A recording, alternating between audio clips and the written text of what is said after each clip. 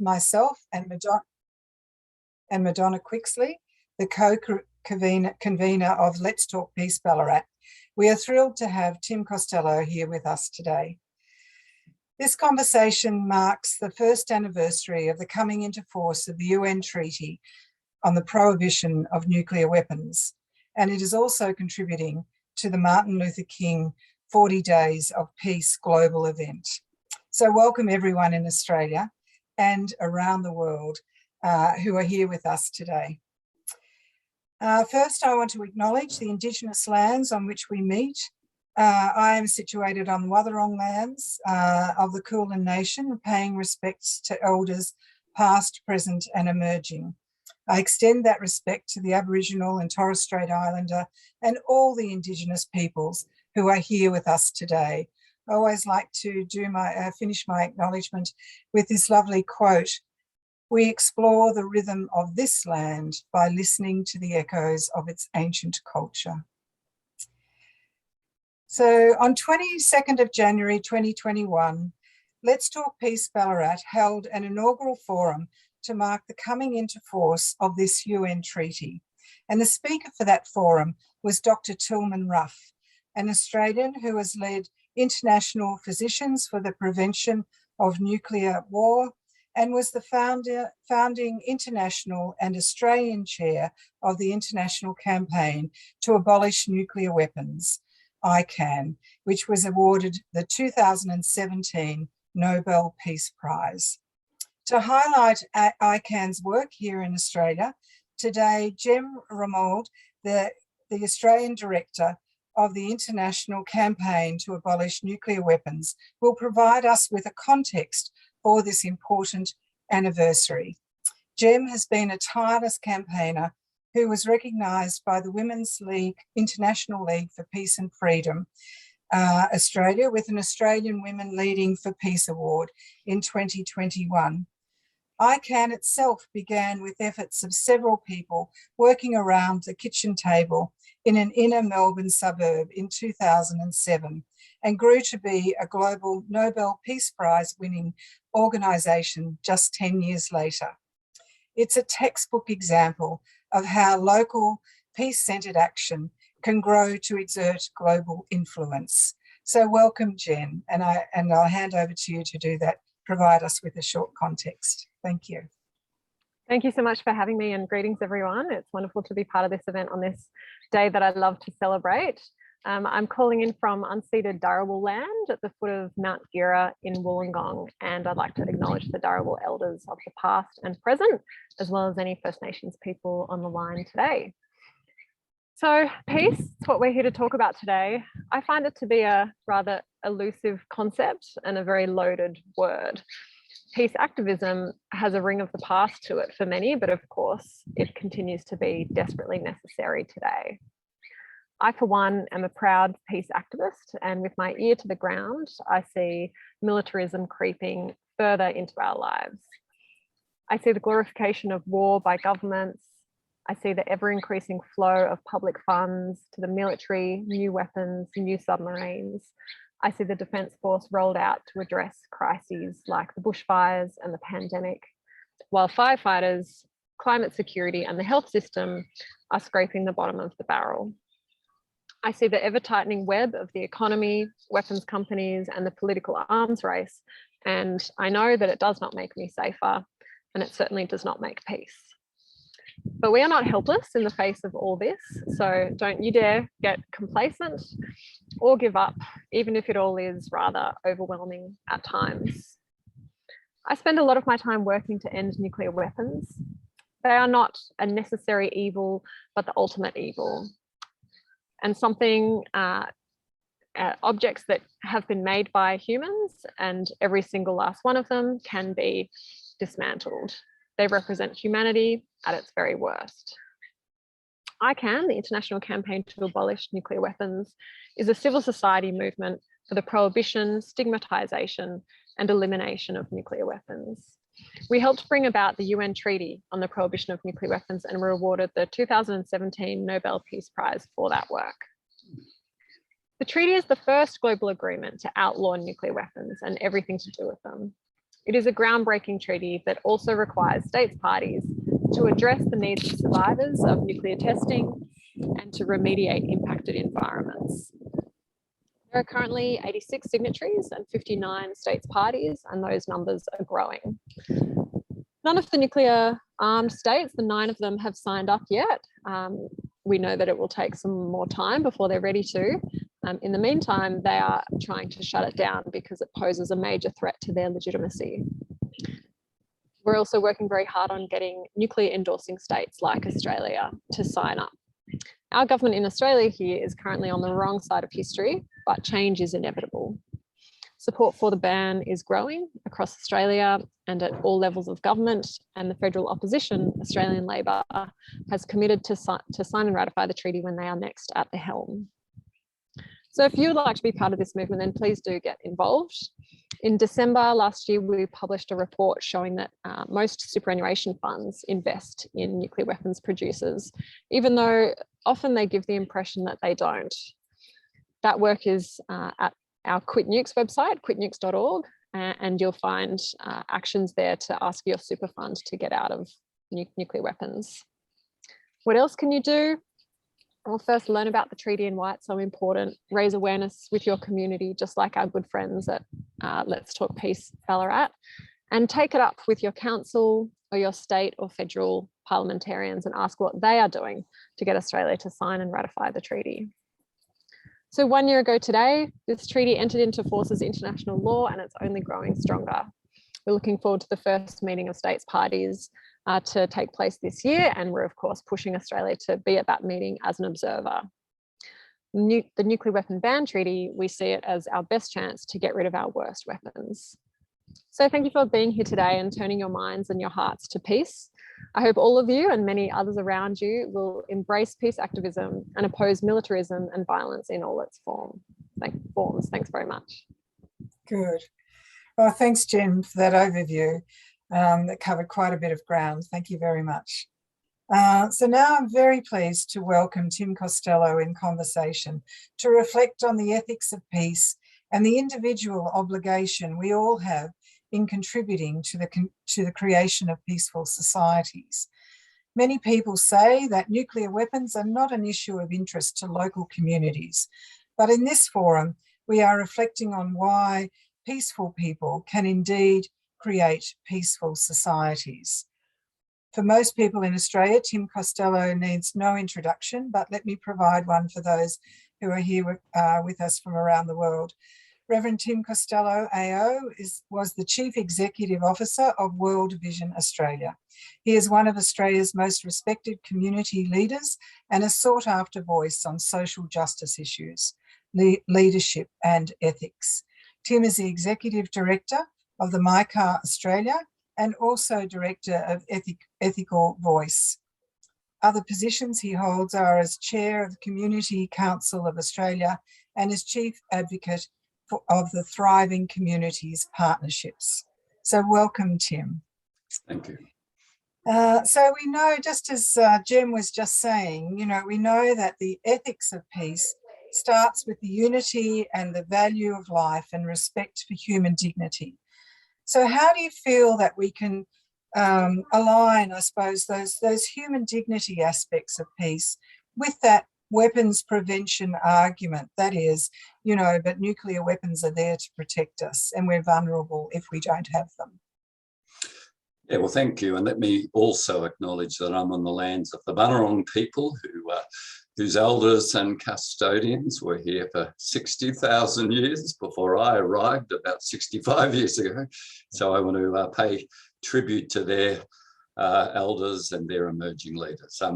Thank you so much, all of you, for giving me hope to gather on a Saturday afternoon, or maybe a different time zone if you're overseas, to engage in a very morally serious topic is a big commitment, and I never take that for granted. I think the only thing humans have, when you think about it, is time. We don't know how much time we have, but that's all we have. And if someone wastes your time, they're really a thief. You'll never get that time back. And to choose to invest your time on a Saturday afternoon, on a beautiful day here in Melbourne, on a morally serious topic, I I really pay tribute to that. Look, in answer to your question, Lynn, I think it probably goes to the question of local communities being interested in nuclear issues, because you learn ethics, human dignity, equal human dignity in community. Ethics really comes from the word ethos, and all ethos is local. It's all contextual. It's getting to know neighbours, seeing they have the same struggles, fragilities, fears, the same aspirations as you, being able to develop the imagination and the empathy to go, wow, what would it feel like if I had cancer like them, or I was poor and wasn't able to feed my kids, as I say, that single mum struggling to do. That's where all ethics begins. It all begins locally. So whilst it seems to be a very big stretch to suddenly go to nuclear weapons and the Cold War legacy that says, see, the Cold War remained a Cold War, not a hot war, because both sides had nuclear weapons, and mutually assured destruction, MAD, prevented war. Therefore, ipso facto, nuclear weapons worked, and we must hang on to them. To actually critique that globally starts with ethics locally, in conversations over the back fence, conversations that crack open the falsity of that whole proposition. And to remind people that we came so many times to it being a hot nuclear war, so many near accidents. I was living in Switzerland in the 80s, and I was studying in Zurich. There were East Germans under the Warsaw Pact Communist country and West Germans under NATO. And I'll never forget the utter depression people were in our late 20s there, my colleagues live with, because most of the nuclear weapons for Warsaw Pact were in East Germany, focused on West Germany. Most of the NATO Pact weapons were in West Germany, focused on East Germany and, of course, the Soviet Union. And they literally, my peers were of the belief that they would not see their 30s, that there would be no point in having children. And we were marching back then in peace marches against nuclear weapons, but it was during the 80s. Andropov was the Soviet president, and he suddenly scrambled nuclear weapons with a false alarm that the Americans were going to attack. There were so many of those near misses that when I hear people say, but look, it brought peace, I say, well, start with Cuba, Khrushchev and Kennedy, and just read the literature of how accidents, misinterpretation, wrong signals picked up by satellites nearly brought what is unthinkable to be a reality. The truth is that leaders, even nuclear-powered leaders, know that they shouldn't have nuclear weapons. You know, it was quite extraordinary that when Gorbachev and Reagan met in Reykjavik, Gorbachev was surprised that Reagan said to him, why don't we both get rid of all our nuclear weapons? Reagan said that, the man who had almost triggered war with his evil empire attacks. And Gorbachev took him up on it because they were there just debating and eventually successfully getting rid of intermediate nuclear weapons. Reagan was open. He was talked out of it because his own advisor said our Star Wars satellite system is so good, you'd have to abandon that.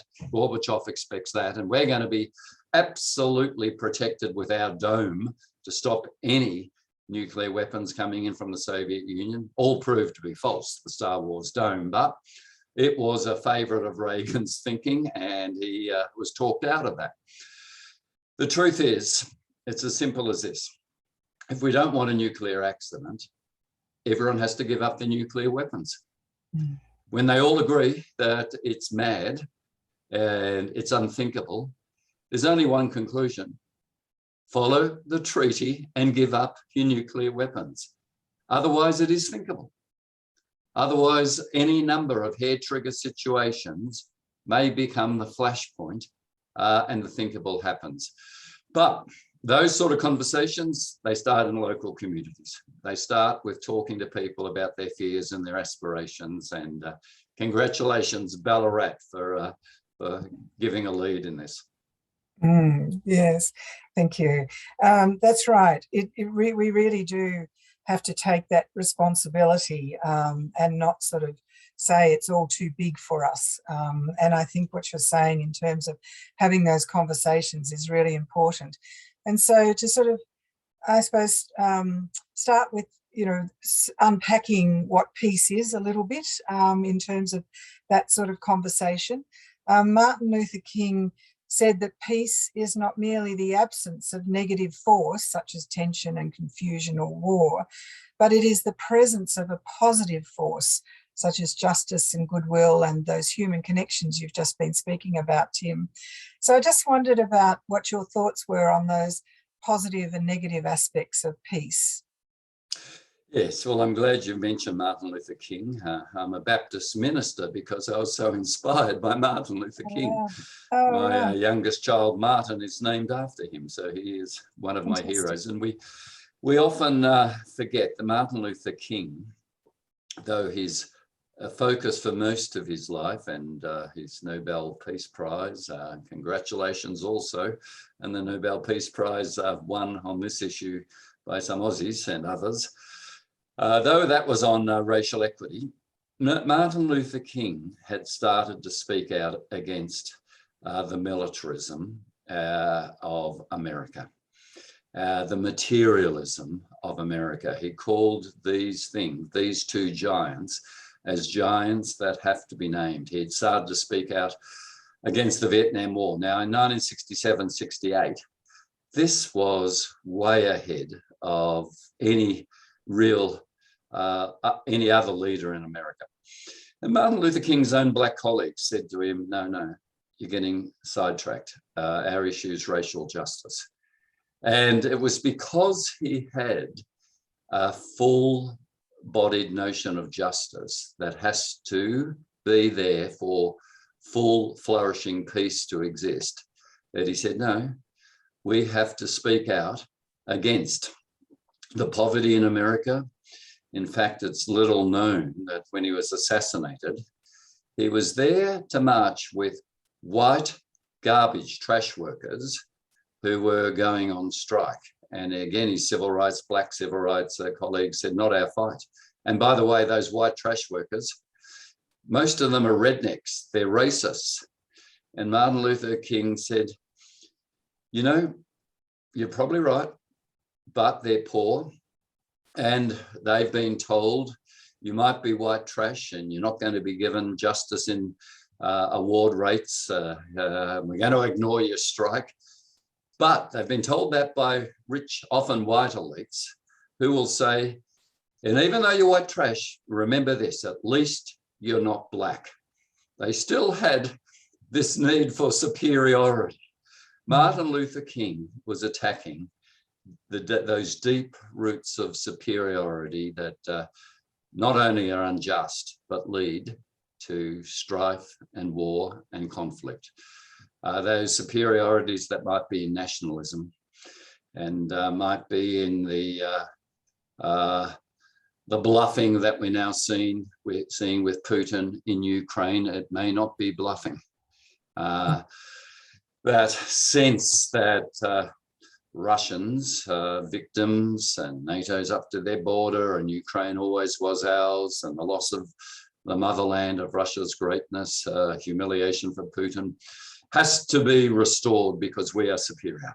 Martin Luther King had a very, very deep faith, and one of the most fundamental things of Martin Luther King's faith that I share was when Jesus said, "Blessed are the peacemakers.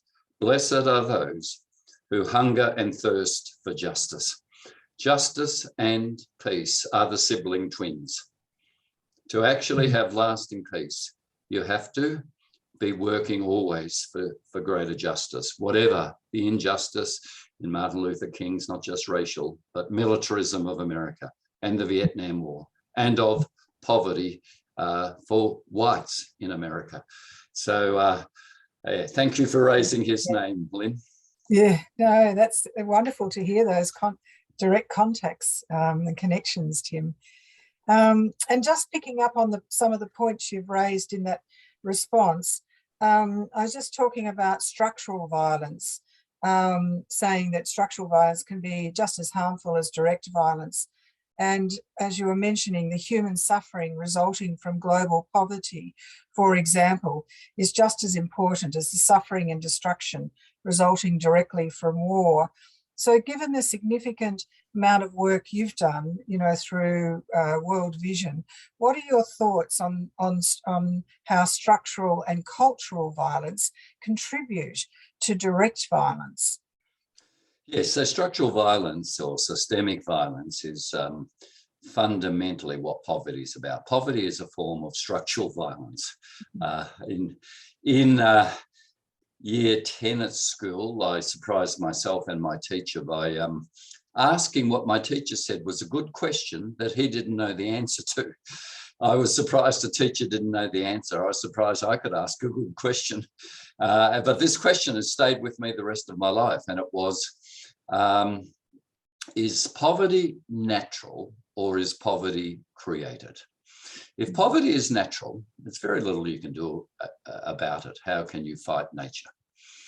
If poverty is created because of the rules societies and cultures wrote, and those rules profoundly favour certain groups and marginalise others, and tell lies and myths about the virtues of the rich and the laziness, stupidity of the poor, and therefore they don't deserve anything else.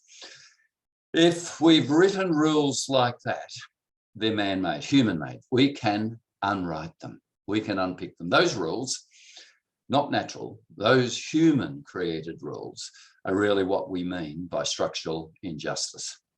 And they're bolstered by myths, by often our tribal identities, and what we're seeing in the world is a profound retribalization going on, fear of the other, and defining ourselves by saying we are not them, defining ourselves negatively, identity politics that fails to see, as we should see in a COVID world, that actually we are profoundly interdependent, equally vulnerable. A biological invisible virus absolutely shows how interdependent we are. And when we tried, it's not that we're not trying, to have a COVAX facility, international facility to vaccinate the world's poor, rich nations spoke wonderful words about human dignity and everyone should have the right to get the vaccine, but then bought up 5 times the vaccines for their own populations, including Australia, leading Africans and others without the vaccine. So where did Delta arise? In largely unvaccinated India, and no government could protect us here in Australia. Where did Omicron arrive? In largely unvaccinated South Africa, and no government shutting borders could protect us. And yet these are the governments that tell us we're protecting you with massive, ridiculous defence spending, playing to our fears. When we ask just the Australian government to contribute its fair share to the COVAX international facility to vaccinate the world's poor, that's $250 million. They can't find the money, but they can for AUKUS nuclear submarines and ridiculous amounts of military spending. That's because we're still wired to think tribally, nationalistically, not internationally. And internationally, it makes no sense to have nuclear weapons. Absolutely none. It makes no sense to say we can just get boosters and vaccines for ourselves because the unvaccinated, and so many of the world's health workers are unvaccinated, desperately wanting the vaccine. The unvaccinated are laboratories, and every 4 months there's a new mutant strain. So I forget where I was going and what the question was. Yeah, Lynn, that's okay. so maybe No, I better just stop. No, that's okay. Yeah, no, but actually I want to sort of go on from the points you've been making, because I really wanted to sort of get your comments and perspectives on the wider implications of peace and its implication for inequality in society. And we know inequality can apply much, in a much broader way than just economic inequality.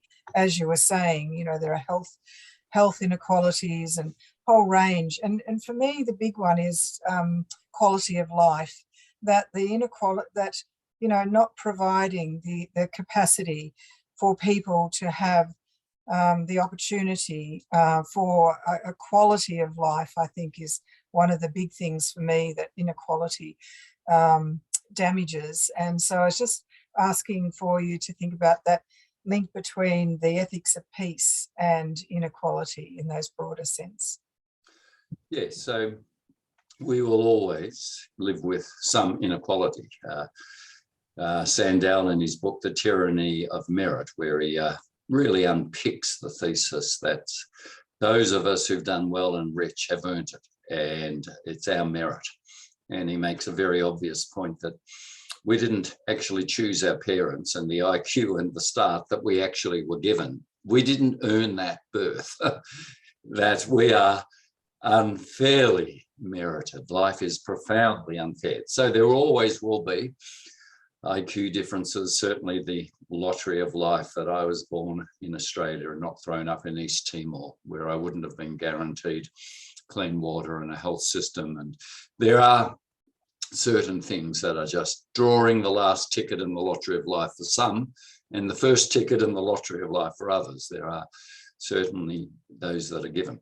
However, so much of what passes for arguments against addressing inequality, whether in Australia it's a wealth tax, most countries have them, we don't. And when I want to commit social suicide in the media, which I've done a few times, I'll raise why Australia doesn't have a wealth tax, and I'll be shot down saying, so you want to tax people when they're alive, and then when they die, reach into their pockets and steal.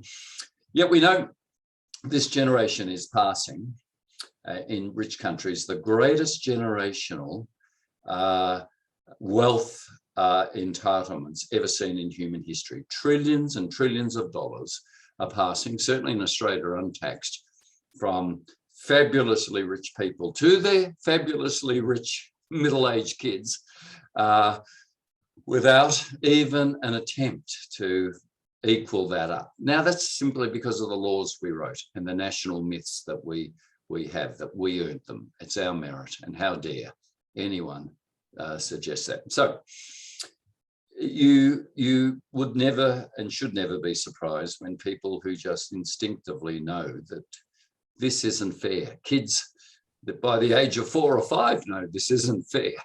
This isn't fair. And yet we have a whole set of myths to actually bolster our self-interest. As a politician, Jack Lang once said, in a 2-horse race, always back the horse called self-interest, because you know it's trying. Self-interest has so many plausible, legitimate arguments for its self-interest, disguised arguments. However, those arguments produce greater conflict. They do not lead to peace. And as I keep saying, we're all just frail humans trying to get by. And therefore, when we can't take it with us, we are called here and now to be generous, to advocate for laws that provide greater equality. It'll never be perfect equality. And I should say, what probably distinguishes conservatives and progressives, liberals, or those of the left, conservatives seem to look for a golden age that never was. Too many on the left look for a utopian age that never can be. But in between those bookends, the struggle for justice and for greater equality and incremental but consistent change is what peace building is about. Yes, that's true. Yes. And so I know that peace has been described as the moral choice behind the toughest issues in international diplomacy.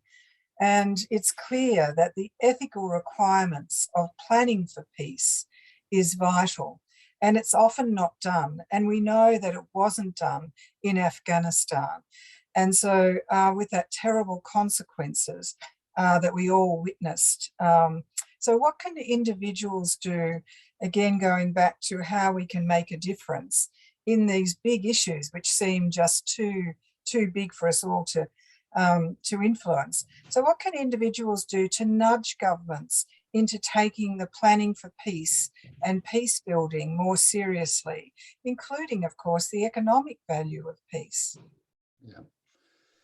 I think letting governments know that when they deliberately run out their scare scenarios, which is always to justify a greater defence spend, that our security and our fears are not being addressed, that we see through it. We see through this. When you're able to help people make the link from what they actually aspire to, and most aspire for peaceful communities, where there is certainly some law and order, but there isn't law and order at the cost of a nuclear mushroom cloud hanging over your head because somehow we have to fight China if it moves on Taiwan. Somehow, I think the other way I might put this question is, my sense is that the Second World War, which I do regrettably think we had to fight, was the exception to wars rather than the norm. And I think it's become the norm. I think just about every time you say, why are we spending on this military buildup? They'll say, well, remember Hitler. Remember the 1930s. The Second World War was, in the history of wars that I can see, certainly compared to the First World War, which was just over colonies and profit, which most wars are over, and national pride. The Second World War was the genocide of a people and a level and depth of evil that regrettably had to be resisted. But from that, we then extrapolate. See, every time we're in a difficult situation, it's Hitler again. It's not. It's not. I don't actually think Xi Jinping and the Chinese, and I don't like what they're doing, but I don't think they're Hitler. I don't think it's the same. China has always had a historical claim on Taiwan. By the way, Chiang Kai-shek and the nationalists in Taiwan, before Chiang Kai-shek died, always had an historical claim on the whole of the Chinese mainland. Both sides, Chinese communists and nationalists, absolutely saw it as one China. So when we go, China going into Taiwan is the same as Hitler going into Poland, Czechoslovakia. These are different. So I do think we have to help people with a bit of historical perspective, because already our leaders, Defence Minister Dutton, Prime Minister Scott Morrison, are talking about China, and this is the 1930s again. And immediately it is, oh, well, it's Hitler. And, oh, well, that's the norm. And no, it's not. And the aberration of the Second World War, it is an aberration to most wars, needs to really be talked through in terms of security rather than just appeasement and Munich Agreement, and therefore we've got to tie ourselves to America, whatever it does with its nuclear weapons. And so what can people do to nudge governments into that shifting those thoughts? We know that nudge theory, I was just going to say, nudge theory has sort of come into its own since it won a Nobel Prize for economics. So that notion of people just doing those small actions that make a difference. Yeah. So look, the actions are what you all do. They are to write a letter to a paper, to go on talkback radio, to put a different view, to write to your politician. It's the nudge bits of saying this isn't granting us security.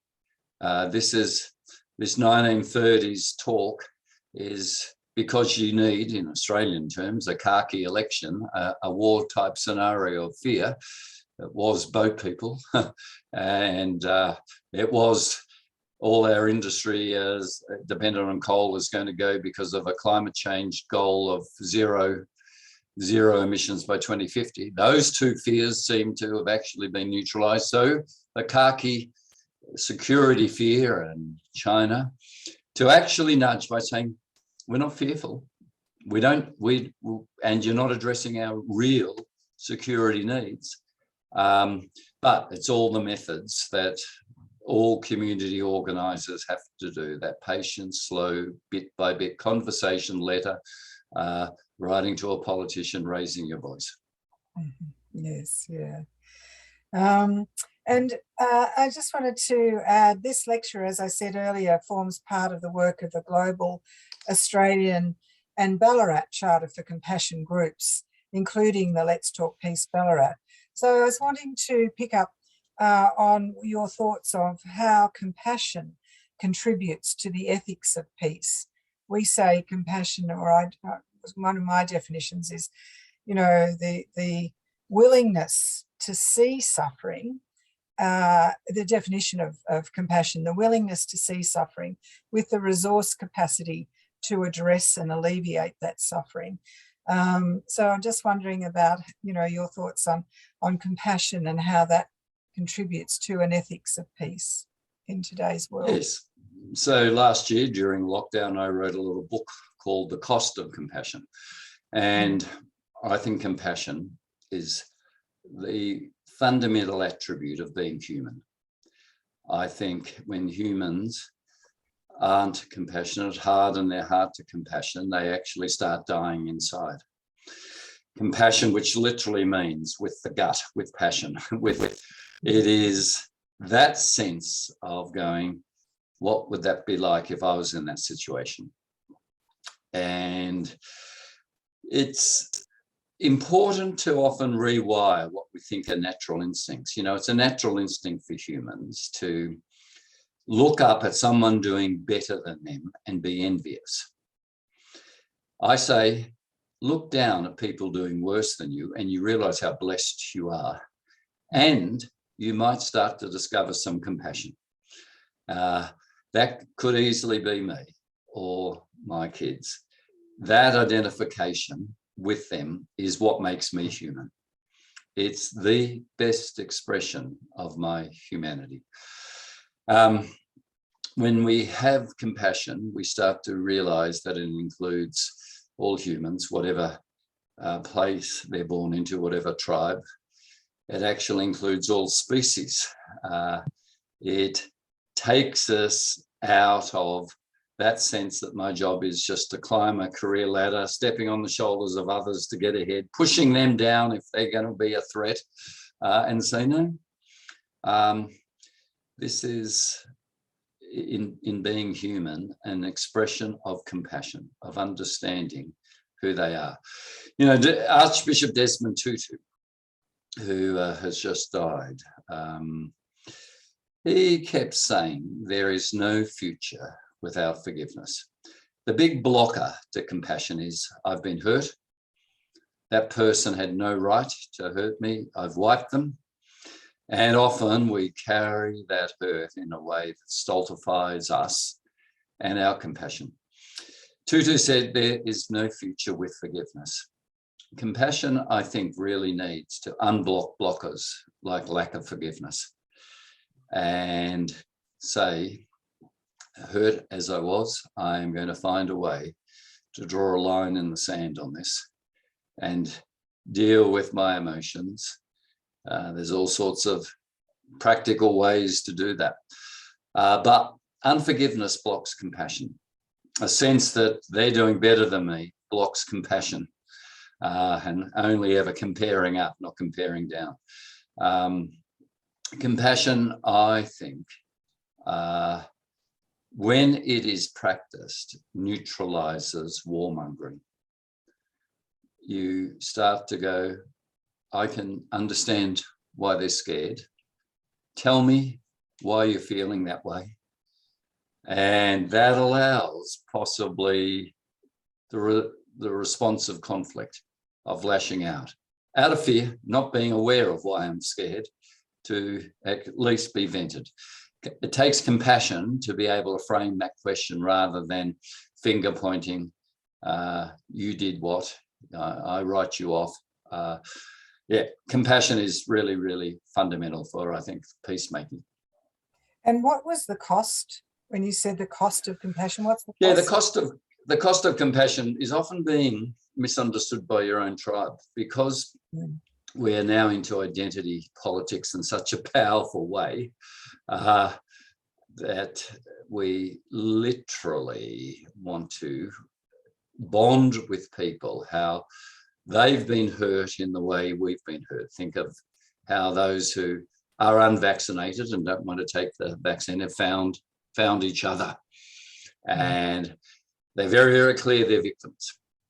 And if you step out of that identity role to show compassion for others and understanding and to be a bridge builder and a peacemaker, the cost is you get beat up and misunderstood.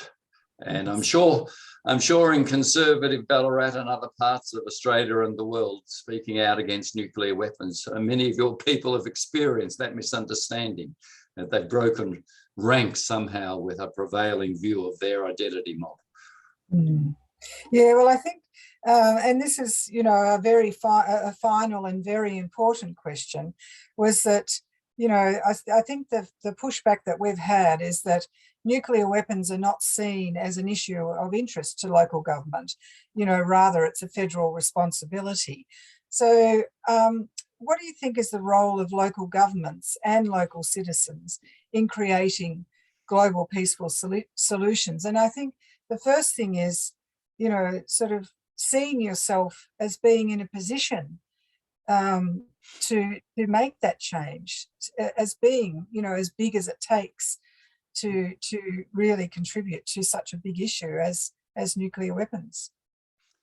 Yeah, so once upon a time, local governments wouldn't have thought that climate change is part of their remit, but how many, certainly down my way, Mornington Shire, Frankston, where I live, the local governments have declared climate emergencies, and they now have plans. They've connected the dots up grassroots to the very big Glasgow, Paris, COP accords. So I do think reminding local governments that there are a range of international issues which are too big for them on their own to solve, but actually joining up the dots on nuclear weapons and adding their voice and declaring this local government to be a nuclear-free space. You're not going to take nuclear waste. You're not going to, if the Americans asked to have Pine Gap lodge into your Ballarat boundaries, no. To say we are adding our voice, grassroots, little bit by little bit, because nuclear weapons have to be solved through the whole of the depths and dimensions of society. Yes. Oh, well, thank you so much, Tim. I just see there's one question, if I can quickly see it, from Mary. Do you think our leaders are afraid of promoting peace because they might appear as weak?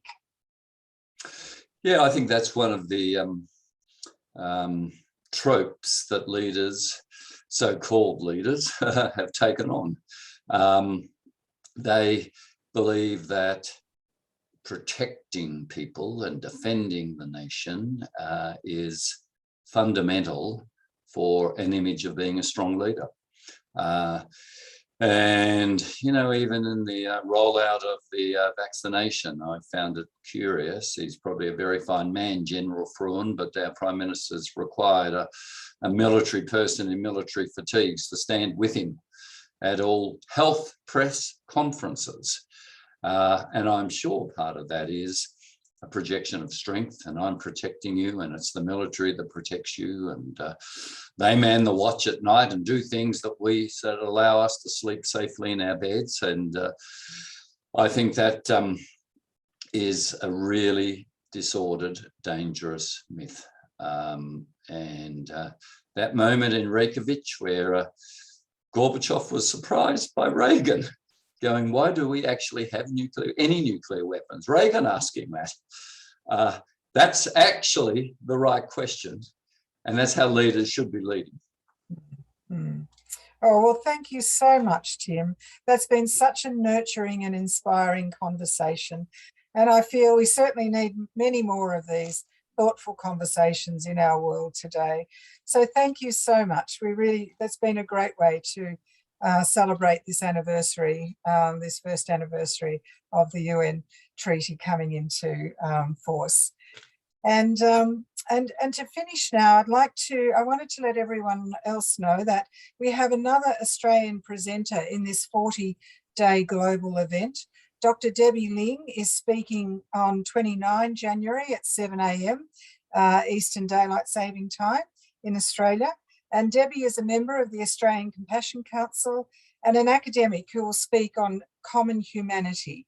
So Debbie is a research fellow at the Epworth Monash Rehabilitation Medicine Centre and has developed a compassion training intervention that has attracted interest from around the world. So Debbie will speak about that on the 29th of January. So thanks everyone for joining us here today, and please stay safe. Thank you very much. Thank you.